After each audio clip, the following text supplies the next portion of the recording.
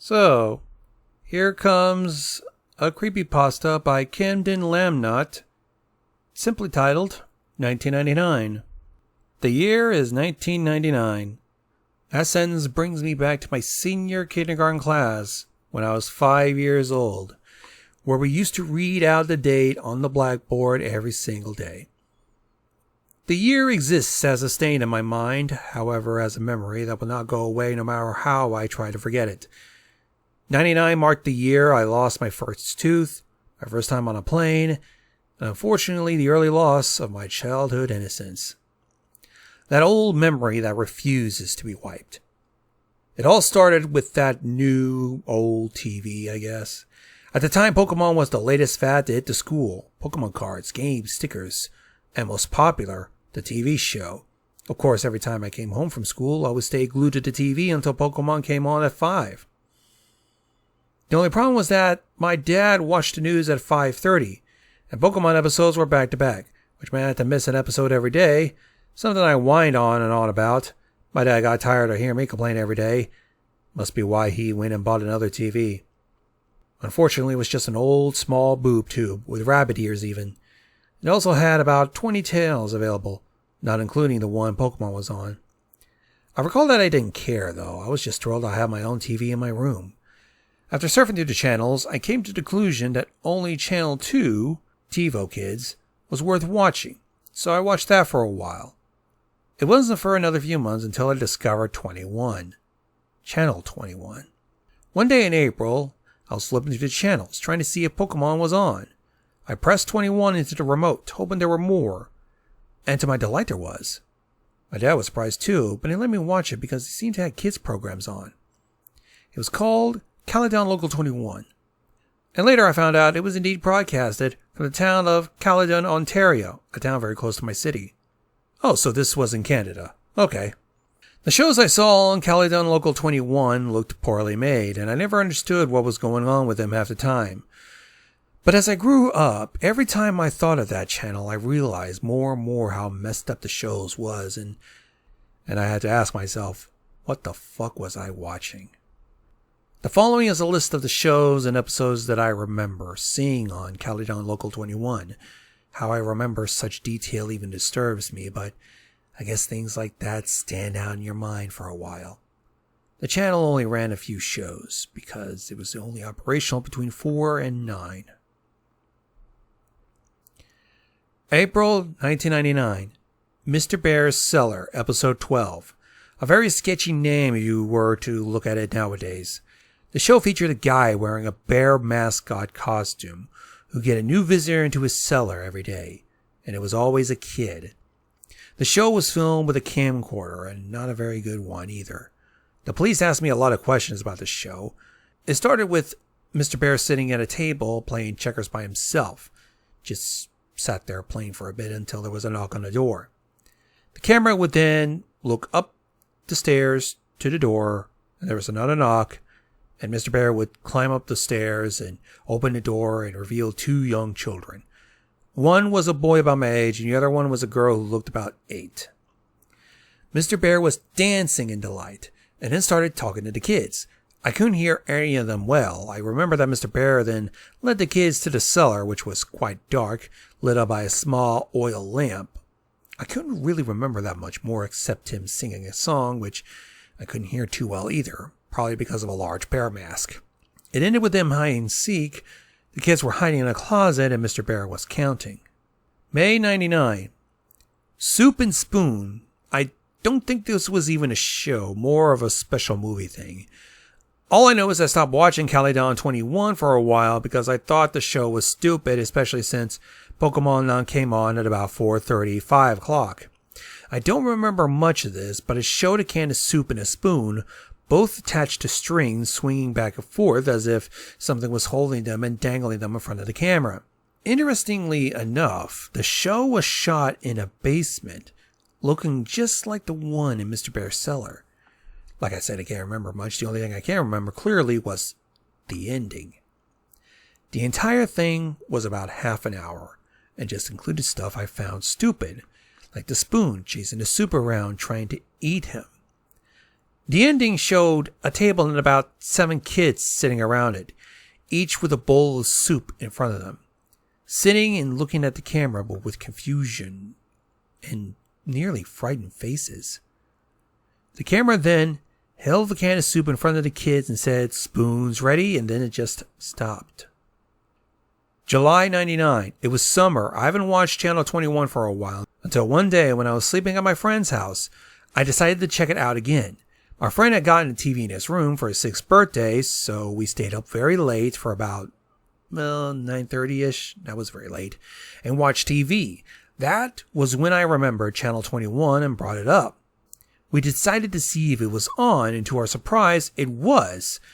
We think that they might have been changing the broadcast time. And then there's Mr. Bear's Cellar, number 23. The episode was entertaining for my friend and me, mainly because it had swearing. But now that I think of this, I realize something was definitely wrong when it was filmed.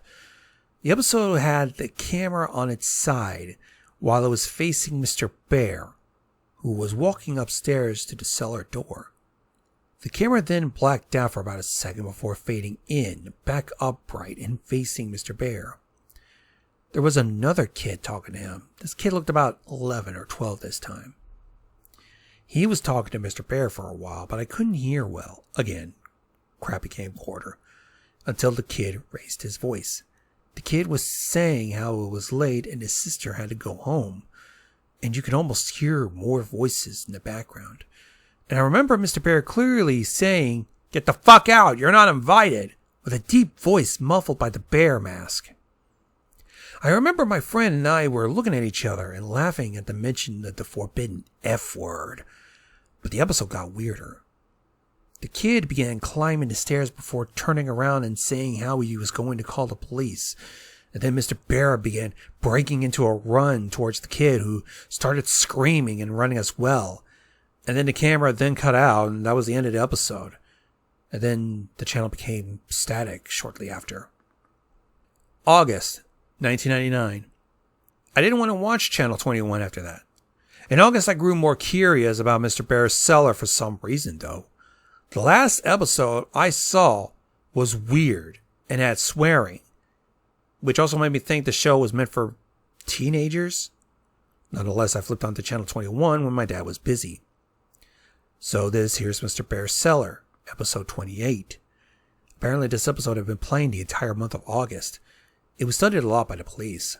The entire episode was just Mr. Bear sitting in a chair talking to Yanni. The entire episode was just Mr. Bear sitting in a chair, talking to Yanni and saying, "Hello, kids. Do you want to visit my cellar? If you do, please write a letter at this address." And then the screen just switched to a white with multicolored letters reading the address. And that was remained for the rest of the episode, which repeated for 5 hours every day until September. And well, I decided to send Mr. Bear, or that sick bastard who betrayed him, a letter. I did it out of curiosity mostly. My dad was okay with it because he thought it was a legit kids show. But then again, he never saw anything of what was on Channel 21. So I wrote a letter using my best writing possible. I think I just said how I wanted to meet Mr. Bear, and so my dad sent the letter to the address that Mr. Bear sent on the show. And it stayed on all day anyway for some reason. It took about a week to get a response, which I was surprised I did. I still have the letter that I received. It was August 15th, and it says, "Dear Elliot, thank you ever so much for your letter. I would love to have you in my cellar. We play games, watch the movies, go fire camping in the middle of the woods. Come to my house at Caledon, Ontario in Canada." The police had to cut out this address. "I look very forward to having fun with you. Love, Mr. Bear." I cannot believe my dad never found this sketchy because he actually took me to the house. And that's when the police became involved. Endless questions, pictures of terrified kids in the woods. It brings me as to why I'm writing this. That psycho and his friends did some fucked up shit back then, and now it seems he's trying to get into contact with me again. The entire police thing is coming back too. It's brought 1999 back to me, over a decade later, and it's happening to me again. November 14th, 2019. People have been emailing me asking what exactly happened. I will get to that. Those weird TV shows I was watching apparently were meant to attract kids to Bear's house. What Mr. Bear did shocked the entire town. My dad actually drove me to Caledon along with the address that Mr. Bear left on the letter. The house was in the outskirts of town in the open farmland. I still remember that place. It looked like an older farmhouse that looked to have been built in the early 1900s. Windows were all boarded up and the house looked like it was in a state of disrepair. As we walked up to the house, I remember my dad checking the address over and over again, looking at the house in disbelief. Then the door opened. I expected Mr. Bear to be at the door, but instead, it was a police officer emerging from the creaking doorway. The officer began talking to my dad, while I was quickly asking if this was Mr. Bear's house. The officer's face cringed slightly and muttered, "Oh God," or something like that. He started talking quietly to my dad so that I couldn't hear, although my dad told me to go to the car anyway. Then we all just went home. My dad was quiet the whole way home, and I felt something strange happen there. He never told me what happened for a while, and I forgot all about it anyway. Channel 21 no longer came on, and when I asked about it, my dad would just not acknowledge its existence. I think it was when I was 13 where I learned about the truth. I remember Channel 21 one day, and I asked my dad about it, and I guess he finally decided I should hear it. Caledon Local 21 was a local TV channel that ran from October of 97 to August of 99 in this region of Ontario called Peel. The entire channel was made from that house in Caledon that I visited, ran by a man who was not really known by anyone in the town. The channel was only available to old TVs because the signal was only picked up by weaker frequency rabbit ears. The man created all those shows on the channel, and they were all kid shows. And he was Mr. Bear. He was the mysterious cameraman. And the real reason he created the channel was apparently disturbing than what we thought. As you probably already guessed, he kidnapped kids and held them in the cellar. While most people thought he was a serial child molester, he really wanted to use the kids for another purpose. So the day I arrived, apparently the man had fled his house the night before when police wanted to go in to investigate. So I wasn't the only one who was watching that night. December 2nd, 2009. Sorry for not answering any questions. I haven't accessed my email account for some time. Anyway, let me finally set things straight. Back in October, I visited the house previously owned by the man that ran Caledon Local 21. 2 women lived there operating a daycare business, which is ironic. Now, let's answer these questions. Who else watched Caledon Local 21? I know other people watched it for sure, including those kids who wound up in Mr. Bear's house. After some searches, I found a few people on the NeoSeeker forums discussing shows from Caledon Local 21.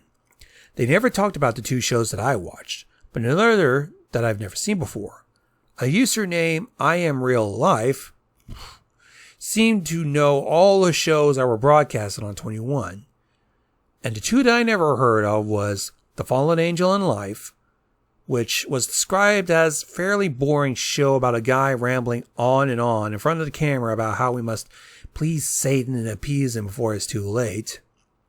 And Paint with the Soul, which I Am Real Life and another user called Siggy92 described it as Blair Witch-like, as it consisted of the cameraman wandering around the forest at night doing nothing particularly interesting. Let me find every conversation, see if I can get that link. Now, where's Mr. Bear or the guy that wore the costume? If I did know, I would have said it earlier. I have no idea where this guy is, or even if he's dead or alive. I'm hoping dead. When I see my dad's friend next time, I'll ask him about this. Maybe get a more definitive answer. And what did Mr. Bear do to the children? By far the most common question I've been asked. I found this out in October as well, through my dad's friend, who's a retired Caledon regional officer. The man who played Mr. Bear, apparently, took the kids out of the house and into the forest nearby. What he did there, they're not exactly sure how it happened, but they discovered 16 charred bodies of children between the ages of 4 to 13 in a 15 by 15 foot ditch deep within the forest.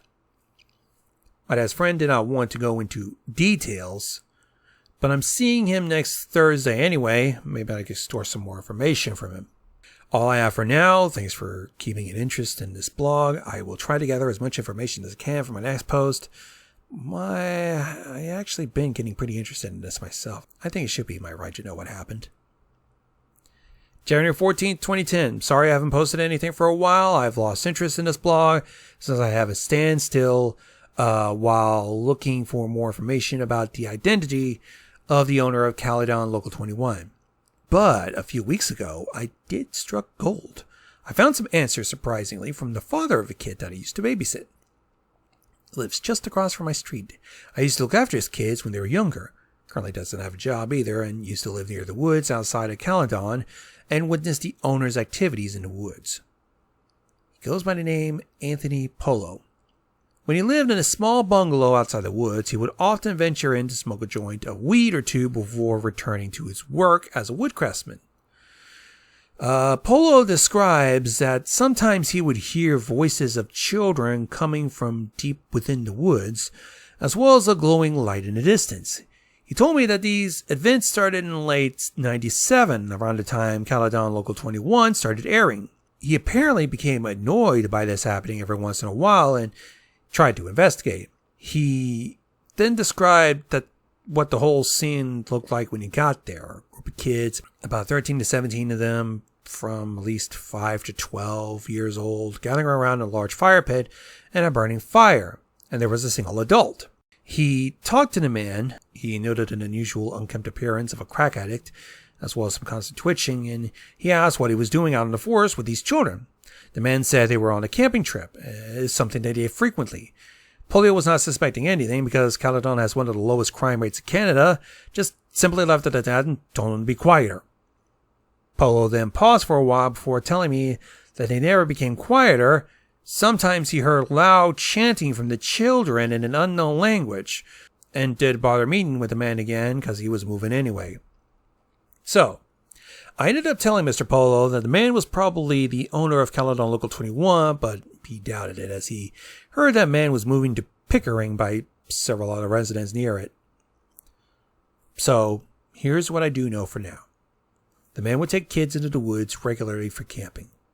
That fire pit Polo described may be the hole of bodies the children were found in. The children that Mr. Polo would see are probably the ones that would be found dead.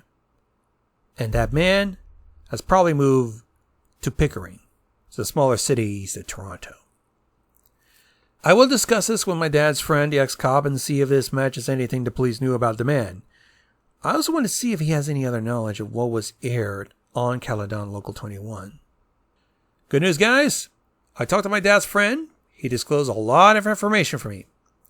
I asked if the police had any information on the man who ran Caledon Local 21, and he replied that they only had the same leads for years and never found a suspect. But the Peel Regional Police do have some of the tapes found in the house that it was broadcasted from. He took me over so I could watch a few. I guess I haven't said much about him yet. My dad's friend's name is Mitchell Wilson. He's a pretty nice guy. He seems to understand my thirst for knowledge on what happened during the late 90s in that house. Feels it was wrong that my dad went so long without telling me much. So he took me to the Davis Road Police Station. It's the largest station in Caledon and one of the largest within the Peel region. Each of the main stations around Peel have some of the tapes. I was able to watch all the footage that the Davis Road Station has, but I wasn't allowed to take any of them home for obvious reasons. I ended up seeing Paint with the Soul episode 10, Garbage Thrown Away. Paint with the Soul was one of the shows that I Am Real Life and Siggy 92 discussed on Neoseeker. I told the police about this. They informed me that 12 episodes of the show was made and broadcasted between December 5th of 97 and January 8th of 98. And that's exactly as I Am Real Life and Siggy 92 described. The episode opened with the cameraman wandering around in the forest, appeared to be during the evening as it seemed that the sun was setting, and the cameraman was walking along a path until they got to an area where there's a lot of garbage lying in the leaves. Now the camera looked around at the various wrappers and bottles and bags and boxes, making sure each item got a few seconds of screen time. The camera then focused on a single area before the man spoke. I recall he spoke in a very timid, quiet voice, and I swear I've heard it somewhere else. Probably on another Caledon Local 21 show. I could barely hear what he was saying, but he mainly talked about how humans are garbage. Something that had to do with saving ourselves by cleaning up the garbage, which is us. It sounded really stupid, but still this feeling of dread came over me. I mean, the forest was possibly where those bodies were found, right? And then I saw Mr. Bear's Cellar, episode 25. The police administrator brought this tape and I actually said, "Oh shit," and chuckled a bit out loud. Of course, I got stares from the staff, but Wilson explained to them about my little experience with Mr. Bear and how I still kept the letter he sent me. Like previous episodes, this one included the guy wearing the bear mascot costume.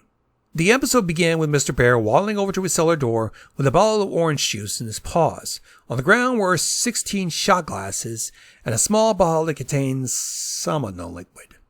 Mr. Bear poured an equal amount of orange juice into each glass before opening the smaller bottle and deposited one drop into the glasses. Mr. Bear then went off camera. There were some minor sounds such as the shuffling, and then Mr. Bear emerged from behind the cameraman's location. And following him were 16 children. They looked as young as 4, while others looked like they were practically teenagers. As the children entered, the administrator commented that this is the only episode that showed all 16 victims. The kids all looked rather content except for this one with visible bruises on his face. And unlike the other kids, he had a more fearful expression. He looked about 11, 12 years old, which caused me to recognize him. The kid who asked about his sister and subsequently met an unknown fate at the end of episode 23, the one I watched during July of 99. When I told the administrator this, he confirmed it was the same kid. He was also featured in 24, an episode that only aired about 3 p.m. in July of 99, which the police still have not found that tape. Mr. Bear broke into song, singing about citrus fruits and how good vitamin C was for you. I could barely hear the lyrics as they were muffled behind bear mask. Kids all drank their juice, the one from 23 doing it rather reluctantly, and then the episode ended. After viewing the tapes in possession of the Davis Road police station, I felt satisfied, but only temporarily. I want to know the full story. The police kept giving me the same crap about the creator, being some fetishist pedophile as well as an apparent cultist. I'll sign off for now, get into university, and then get information later. Hopefully I'll get back to this. May 8th, 2010. Last month I finally got my G2 license in Ontario. It'll allow you to drive a car by yourself as well as some passengers for about 6 months. I of course took advantage of this and drove into Caledon for a little Sunday drive. Since I haven't updated this for a while, I figured I might as well visit the house where the infamous channel of my childhood was located. The house looks different now than when I last saw it. It's no longer used as a daycare and just sit there abandoned. But it did have a for sale sign that someone still owned it, so I guess they're wanting to get rid of it. The abandoned house drew fuzzy memories from my mind, mainly of that day that my dad took me to visit Mr. Bear. A feeling of dread came upon me. What happened to the children who were living in that house? I walked up the steps to the front door and peered through the window. Inside I could see a nearly empty hallway with a few boxes in the end. At the end, to the right, was an open doorway, presumably leading to the kitchen. To the left, 2 doors, apparently leading to rooms visible through the windows. I wonder where the cellar entrance was located and where it had been sealed up. I walked around to the back of the house and found the answer. 2 wooden doors lying at an almost flat angle with a padlock and shut. This had to lead to the cellar. Now I wanted to hang around. You cannot imagine what was going through my mind at the time I departed. Behind the house, there was an empty field that continued on until it reached a dense forest that lined the horizon. I wonder if that was the forest where the bodies of the children were found. Thought to myself, fuck it. proceeded to walk across the field behind the house to the forest. The forest was oddly quiet, save for a few periodic sounds of a woodpecker drilling in a distant tree. I cautiously made my way deeper into the woods, not caring about the fact that I have no idea what I was going to find. I don't know how to explain it, but it felt like there was something I had to find. I came into a thinner part of the woods and a few small houses in the distance. Polo's house crossed my mind, and I wonder if one of these belonged to him. I neared a small clearing in which I could see 3 adequately sized logs gather around a black charred area. A small fire had been lit there recently. "Hey, get the fuck out of my fort!" Those words nearly gave me a heart attack. I turned to my left and saw 2 dark-clothed people running towards me. My initial thought was to run, but as they came closer, I saw they were nearly just kids in their early teens, 13 to 14, maybe even 12. As they approached me, they realized my size as well. I'm about 6'11". They could have been no bigger than 5'8". Hell, one of them might be 5'7". "We said get the fuck out!" the larger one, who was wearing a Slipknot shirt, said half-heartedly. I stood my ground and shrugged. The shorter one, who was wearing a Metallica shirt, swung out a butterfly knife and held it in my direction. Why does this look like this is Beavis and Butthead, but in Canada? "No, you wouldn't want to," I said in a deep, serious tone, trying to sound as badass as possible. I even pulled out my cell phone. The 2 kids withdrew, one in a Metallica shirt putting away the knife. "Look, dude, we don't like people in our fort. Can you just go?" The one in the Slipknot shirt said this, obviously intimidated. I know business in the forest anyway, so I had a simple fine, and turned before I realized I had a great opportunity. "Hey, did either of you heard of a guy who murdered a bunch of kids in these woods at about 13 years ago?" I asked them. The 2 looked at each other in confusion before the one wearing the Metallica shirt answered. "Yeah, everyone knows about that guy," he said to me as if I were stupid. Kid in the Slipknot shirt said, "He still lives around here on the storm drain. My big brother's friend says he saw him in a bear costume once, wandering around the forest at night." My instincts told me this was probably a lie, and the owner of the Caledon Local 21 is probably long gone, existing as folklore in a smaller, isolated community. But as a human, the thought of the mysterious unknown sparks interest within. "Say, where is this storm drain?" I asked. Just out of curiosity, I didn't believe this kid's story. The Metallica shirt ones stared at me for a few moments, eyes seemingly full of annoyance, yet curiosity for me. "You're not from around here, are you? Why'd you even come here?" I do admit I was slightly startled by the nature of that question, but I figured I might as well explain why I was there in case they mistook my intentions. So I told the 2 kids about an experience with the man in Caledon Local 21, that I had to come to maybe seek out some sort of closure. I wasn't exactly sure, but, The kids seemed familiar with that channel, as they smiled and looked at each other when I mentioned it. They also became more understanding and gave me this detailed description on how to get there. Shortly after, I decided to just turn around the way I came and head back to the house, leaving the kids at their fort. But now you're probably wondering why I left such detail about what the kids told me just now, because I'm choosing to conclude what I have gathered now. You see, they told me that the storm drain lies ahead of the kids' fort, the same direction I was heading. The drain ends at a small river. Access water is drained out there, and near there is a small playground, which is rarely used, the kids tell me. The man supposedly lives in the large pipe that rainwater drains out of. People have seen him, although always either wearing a bear mask or the mask in a full-body bear costume. I don't believe this is true, and probably a myth made by the residents of Caledon. The story does not seem plausible anyway, but why has nobody even bothered to call the police? I mean, doesn't this guy look suspicious? And other questions like these leave this story invalid. I might have visited the storm drain, not because I believe it, but because I wanted an excuse to visit it again, so that this blog don't die with no more tapes to watch. I don't know what to talk about. So, thanks for continuing to support me and my blog. I know many are looking forward to more information about what happened in Caledon during 1999. I'll do my best to continue my research into the topic. Elliot out. October 7, 2010. I'm guessing everyone pretty much thinks I was dead. Thankfully, I'm not, but in all my seriousness, I really have been busy the past few months, and a blog about something that could have killed me as a kid is a little low on my current priorities list. As of now, I'm living in Waterloo, Attended the University of Waterloo for computer engineering. As you can imagine, engineering is no walk in the park. Obviously, I nearly forgot about this blog, but as you can see, I am back. I remembered to visit the storm drain the kids from the Caledon forest told me about.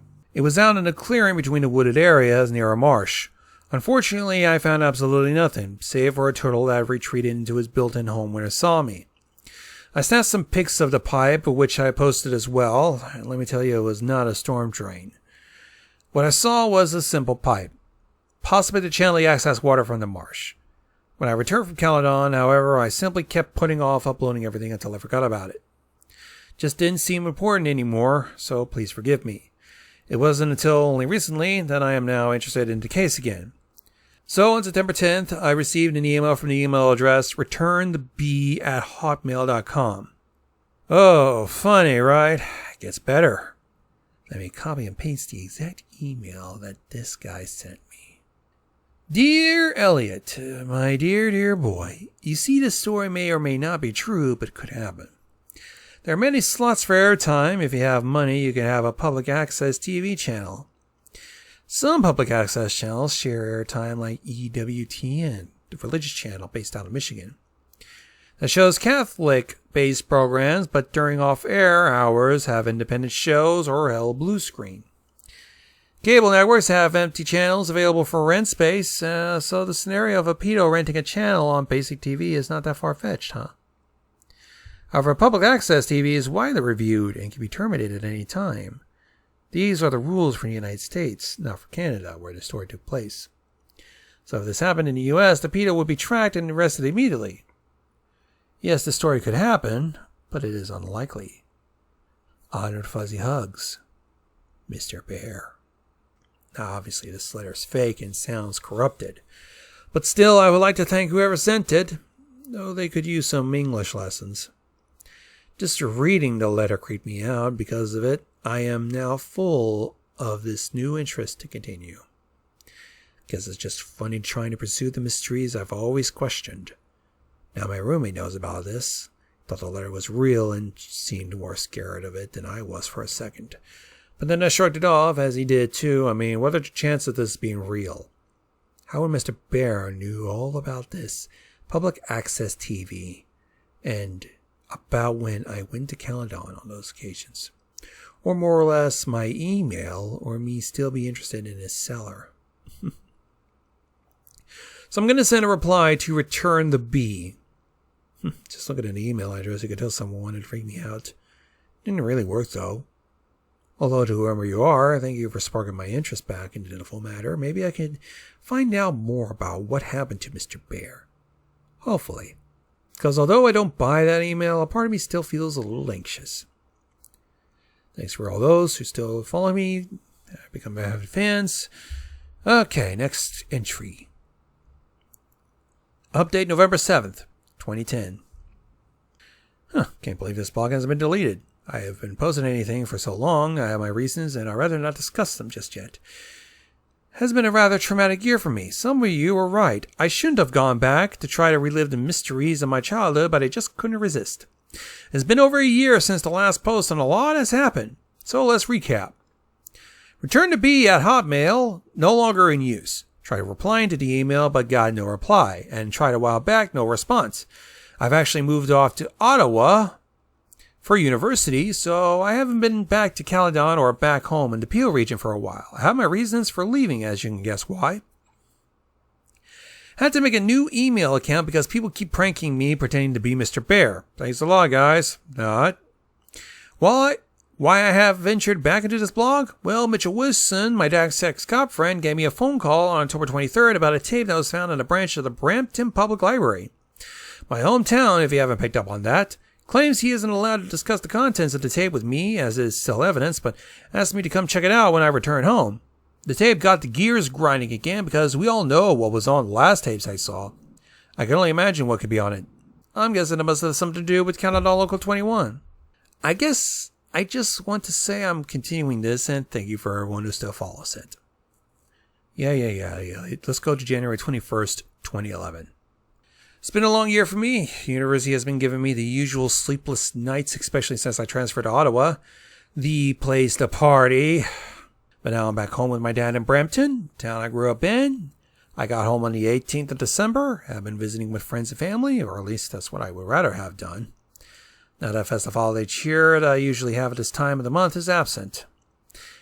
Let's answer the hundreds of emails and comments I got. I did see the tapes that my dad's friend promised to show me. These tapes are a curse. I wanted to know more, yet I wanted to forget everything.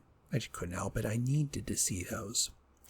Not only for myself, but for all you guys who are just as intrigued as I am by that ominous man in a bear suit. But after viewing those tapes, I feel that pit of dread deep inside me once again. That feeling when I knew that all those kids in those videos are dead, that I could have been one of those. That humanity is a dark, dark place. If you haven't skipped this paragraph for the juicier details below, thank you for listening. January 1st, I called Mitchell and asked if there was a time where I could come by and view these tapes. Things were pretty slow at the station because of a snowstorm, so he said I could come down at any time. The tapes were located at the branch not too far from me, so I went to brave those slushy roads and terrible Brampton drivers, made my way to the Peel Region Police Station located at Bramley City Center.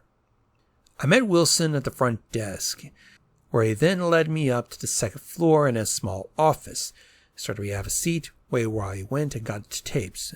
Before leaving the office, he turned to me and said, I know you're curious, but are you sure you want to do this?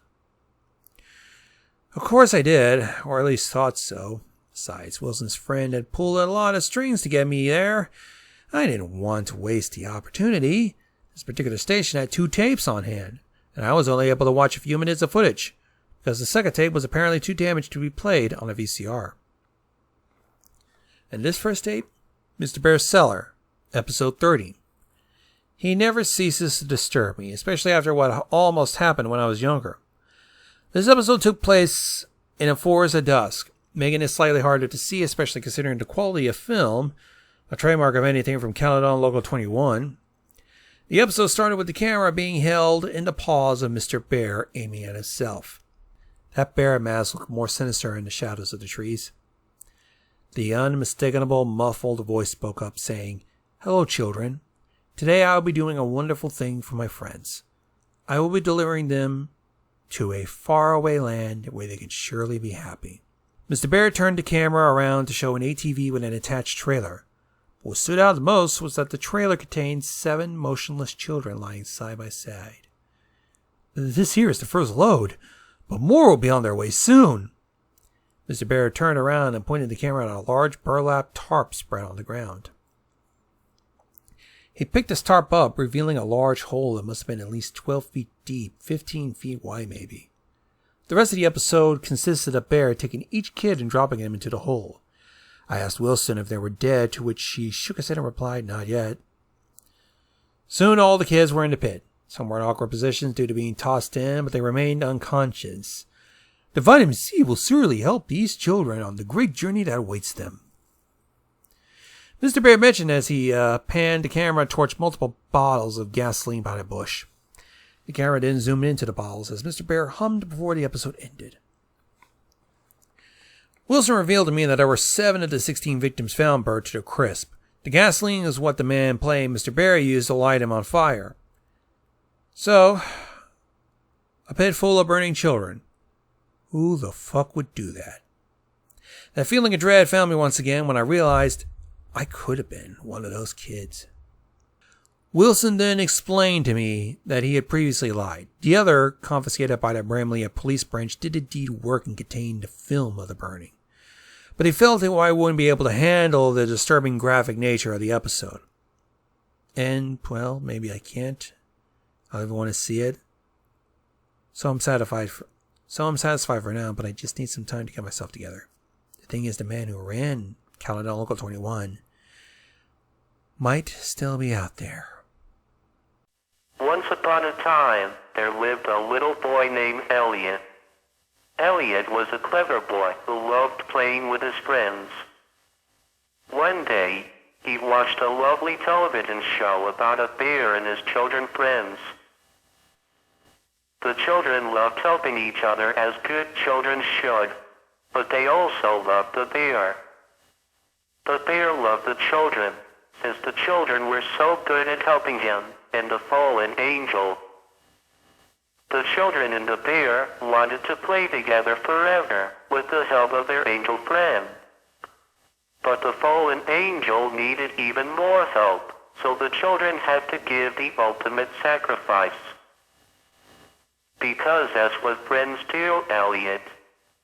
They help each other. Help us, Elliot. Burn with us, Elliot. I want you, Elliot. He wants you, Elliot. Come back to my cellar. Pretty please, with sugar and icing on top.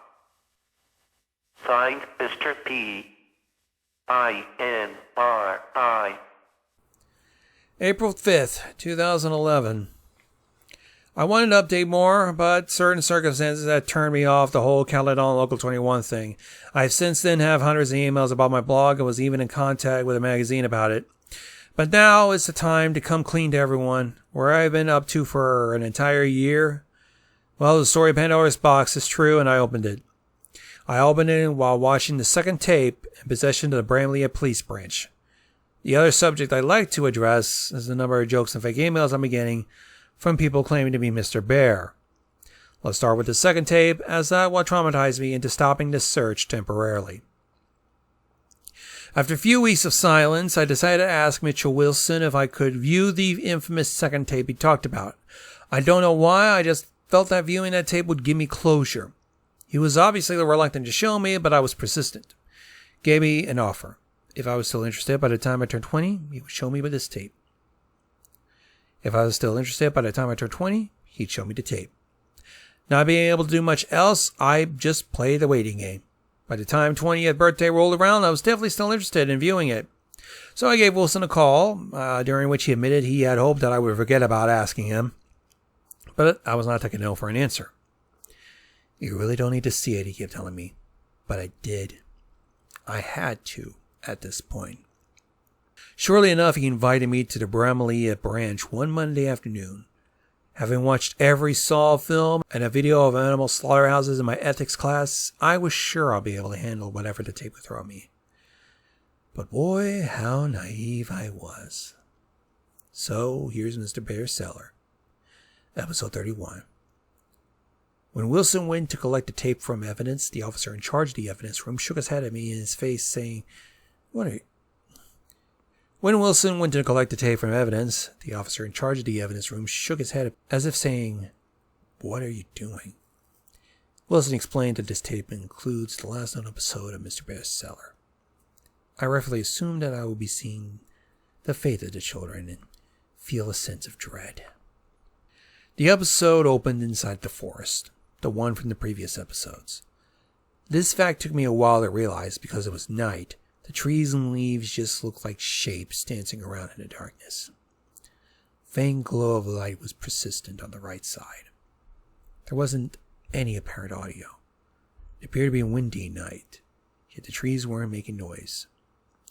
Then the camera panned towards the glow, revealing smoke rising from a hole where the tips of flames were peeking over the top. Wilson paused at this point. You sure you want to see this? He asked me. I insisted, even though a voice in my head was telling me not to. The video continued, the cameraman moving towards the hole, showing a pit of fire. This was the hole that I have seen in the previous episode. This time it was filled with shapes. I could see shapes moving around, fluttering, flailing, and some were motionless. I knew perfectly well what they were. Camera adjusts to the light. There it was. Burning flesh. Red, black, a blur of surreal movement and colors. I wish I could forget what I saw, but you can't forget a scene like this. This was no horror movie. It was reality. Human beings being killed in a horrifying way, a fate that I could have potentially met. The video suddenly cuts to dawn, the camera now positioned farther away from the hole. The fire was out. There was still smoke rising up. A figure was up ahead. I recognized it right away. Mr. Bear's suit was laying on the ground, empty, looked just as unnerving. The suit was laid out in the shape of a cross. The cameraman did a lap around the suit, treating it like a treasured artifact. Placed at the head of the suit was a sign. Bold letters. INRI. The cameraman moved back to the end of the suit, zooming in on the bear's face. The episode comes to an end. I was speechless. It was like a dream. You can find a lot of terrible things on the internet, but I'd never seen anything like this. Wilson asked if I was okay, and I replied with a shaky, yes. I assured him as we left that I was fine, and the video gave me some closure over the whole incident. He didn't seem too confident in me, but he left it at that. He was right, though. I had nightmares for weeks. I gave up. I didn't care about the whole thing anymore. I just watched a sick man burn a bunch of kids alive, attracting to them with a fake kids TV show. I could have been one of those victims. I'm still here. I'm supposed to be grateful, but I'm guilty.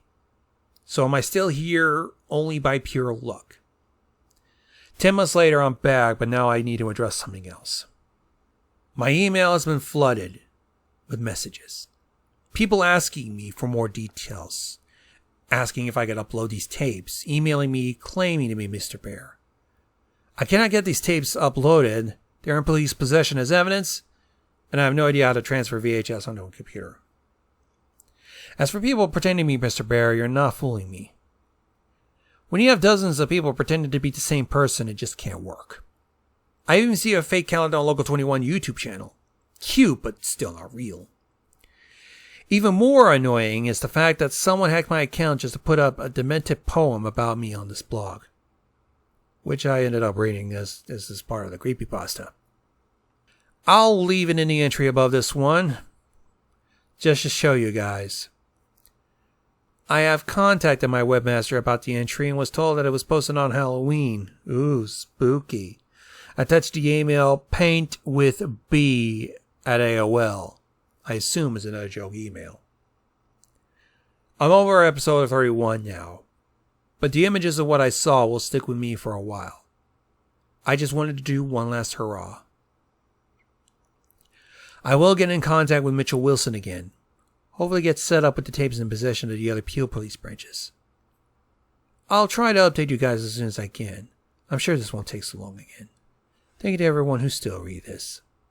Signed, Elliot. And sadly, that thing ends there.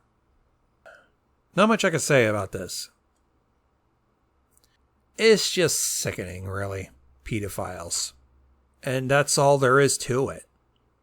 There is no fucking way to even make a joke about this. Pedos are really sickening. And I guess Elliot went too far into the rabbit hole. And then now he burns, I guess. Considering how the creepypasta just ends at that. Or maybe he just decides, forget it. I'm not going to deal with this. I'm going to let that fucking blog rot in the pits of internet. Quite an open ending to it. I mean, even with LGBT and trying to get genders and sexualities accepted, I still think pedophilia is wrong and should not be accepted at all. And that still these kinds of people like Mr. Bear here should just fuck off. That's all I gotta say about this.